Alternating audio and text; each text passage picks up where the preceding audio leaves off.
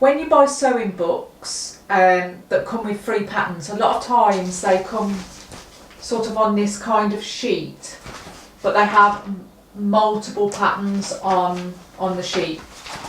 So if you want to use one of these patterns without destroying the other patterns that are on there, you're going to need to trace those out so that you can use them again and again, and that you leave this intact so that if on a later date you want to use a different pattern that's on there, you can still do that.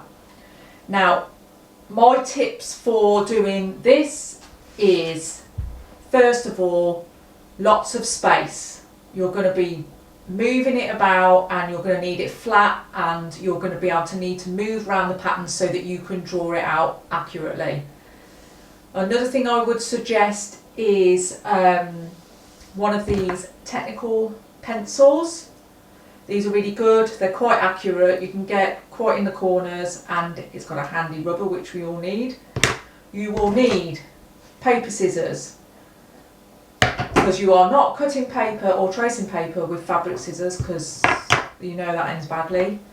You will need some form of tape. My preference is this brown tape, because if I attach two bits of paper together, because I'm having to overlap it to fit the pattern piece, if I do it wonky or whatever, I can remove this tape and readjust without ripping anything, which is always good.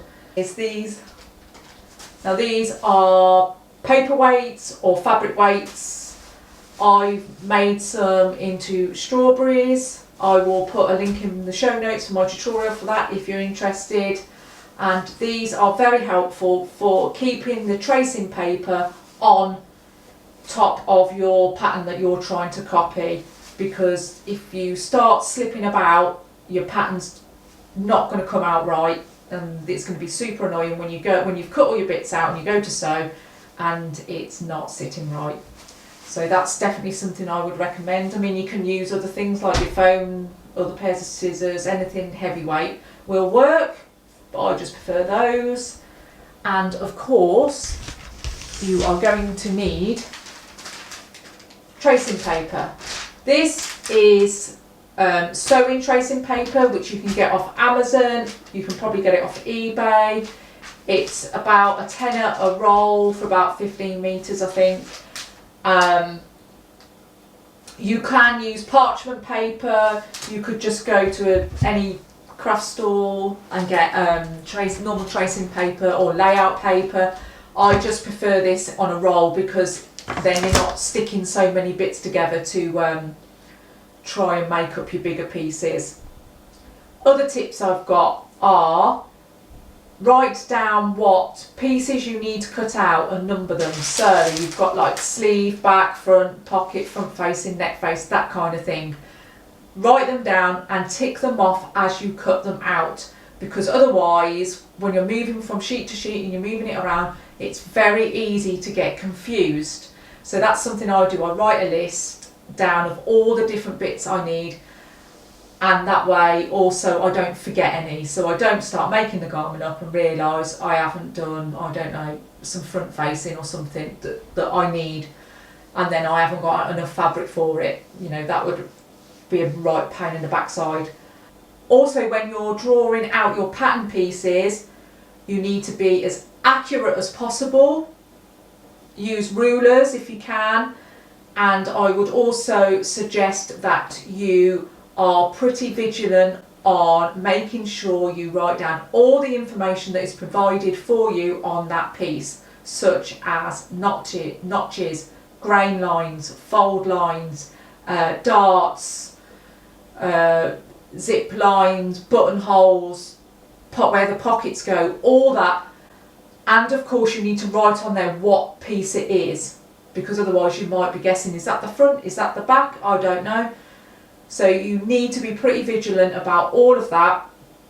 Keep as much information on there as possible, whether you're cutting out fabric, whether you're cutting one bit, whether you're cutting two bits, whether it's on the fold, whether you need interfacing, all that kind of stuff. It is going to make your life easier, not only when you do this, make this pattern up this time, but in future, if you go back to, you think, oh, I'll make another one of those, I've got some nice fabric. You won't remember all the things that you thought you would have remembered that you didn't put on, like, oh, I remember that that's a fold line. Well, you might not remember that next time. So try and keep that on. And the other thing I would say is do it when you've got some peace and quiet, because you do need to concentrate. You do need to make sure that you've just got the time and the space to do it. But once you've done it, it's a great achievement. You've drawn it out, you've got it forever, and because it's on this tracing paper type stuff, there's no reason why you can't alter it and, you know, move it about a bit once you've made the garment and you think, oh, I'd have preferred this. That's something you can do, and then you can start pushing yourself into the realms of adjusting patterns. And once you do that, you can really start to sort of flourish with how you want your garment to look, and you're not just making a garment that's a suggestion from somebody else.